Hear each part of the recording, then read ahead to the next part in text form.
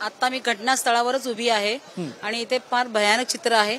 आग विझवण्याच्या शर्थीचे प्रयत्न चालू आहेत, परंतु आज अजूनही नीटपणे आटोक्यात येत नाहीये। अग्निशमन दलाच्या गाड्या आहेत आणि प्रचंड धूर इथे पसरलेला आहे, केमिकल युक्त असा धूर पसरला आहे। वैशाली दरेकरजी, आता जेव्हा ही घटना घडली तेव्हा स्थानिक जे आहेत ते मागणी करतायत की या ज्या सगळ्या कंपन्या त्या इथून हलवा, आम्ही किती दिवस असं जीव मुठीत धरून जगायचं।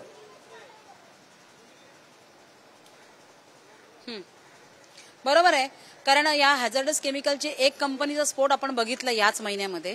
तो झाल्यानंतर सुद्धा प्रशासनाला किंवा शासनाला अजून जाग आलेली नाहीये। त्यांनी कुठलेही मेजर्स इथे उचलले नाहीयेत। सेफ्टी मेजर्स असायला हवे होते, ऑडिट व्हायला हवं होतं, फायर ऑडिट, ते झालेलं नाहीये।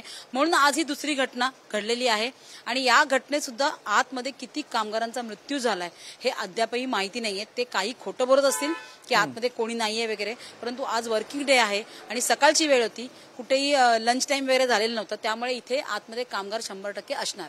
वैशाली दरेकरजी, तुम्ही अगदी बरोबर मुद्दा उपस्थित केलाय। शंकेला या ठिकाणी वाव आहे, कारण सुरुवातीपासूनच याबद्दलची काही कुठलीही माहिती समोर आलेली नाहीये की आज वर्किंग डे होता तरी सुद्धा कामगार तिकडे होते, तर ते किती होते तर त्यापैकी किती जण बाहेर आले, आग लागली हे नेमकं केव्हा कळलं याबद्दलची काही स्पष्टता नाहीये। तुम्ही याबद्दलची काही माहिती घेण्याचा प्रयत्न केलाय का त्या ठिकाणी? हो, आम्ही तिथे माहिती घेण्याचा प्रयत्न केलाय, परंतु मला इथे आजही आत्ता सुद्धा प्रशासनाचा कुठलाही वरिष्ठ अधिकारी इथे उपस्थित राहिलेला दिसत नाहीये। सगळ्यांनी जनतेला वाऱ्यावर सोडलेलं आहे।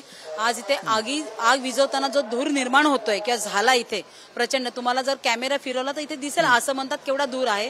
आणि रोडच्या त्याच बाजूला रेसिडेन्शियल एरिया आहे जिथे लोक राहत आहेत। अनेक ज्येष्ठ नागरिक आता घरी आहेत, कारण आज वर्किंग डे आहे। सुना मुलं त्यांची कामावर गेली असतील, नातवंड आणि हे लोक घरात आहेत आणि असं असताना त्यांच्या घरात धूर जातोय। उद्या जर त्यांना श्वसनाचा काही त्रास झाला, कमी जास्त झालं, तर त्याची जबाबदारी प्रशासन किंवा शासन घेणार आहे का? त्यांना कुठेही सुरक्षित स्थळी हलवण्यात आलेलं नाहीये अद्याप।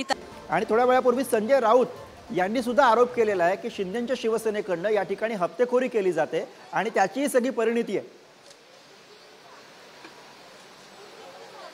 बरोबर आहे, हे असू शकतं, कारण हप्तेखोरी केली जातच असेल।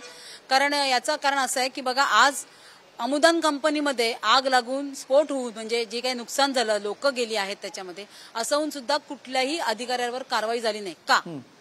कारवाई का केली गेली नाही आतापर्यंत?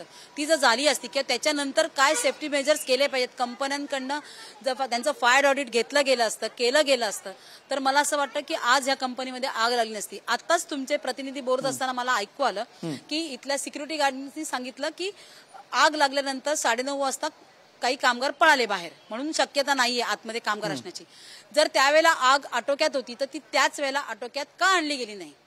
का तुम्ही कामगारांना प्रशिक्षण देत नाही की आग तिथे ताबडतोब विझवण्यात कशी यावी? तुम्ही तिथे सेफ्टी मेजर्स ठेवले होते का आग विझवण्याचे? ते ठेवले नसेल तर मग ही कारवाई कोणावर करायला पाहिजे?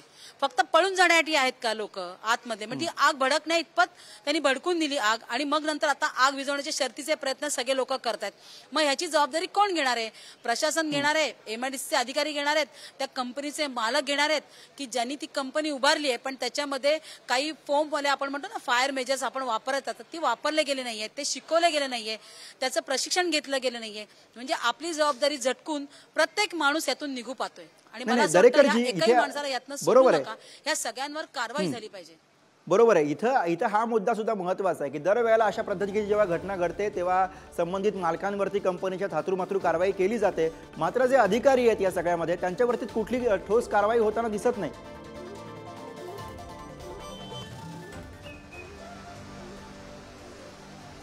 हो ना, मग तेच तर मी म्हणते की कारवाई होत नाहीये। ती जर कारवाई झाली असती अमुदान कंपनीच्या स्फोटानंतर ताबडतोब, तर आज हा प्रकार होताना दिसला नसता। कारण त्यांनी इथे नक्कीच काळजी घेतली असती, सर्वेक्षण झालं असतं की या कंपनीमध्ये सेफ्टी मेजर्स आहेत का, ते तिथे पुरेसे आहेत का, कंपनीमध्ये केवढी उलाढाल केली जाते केमिकलची, कशा प्रकारे रिएक्टर काम करतोय, त्यांची तिथे डिग्री जी असते म्हणजे हिटिंगचे जे प्रोसेस आहे ते प्रोसेस मेजर करण्यासाठी किंवा मॉनिटर करण्यासाठी काही कारवाई आहे का, काही मशिनरी आहेत का, हे बघितलं गेलं असतं।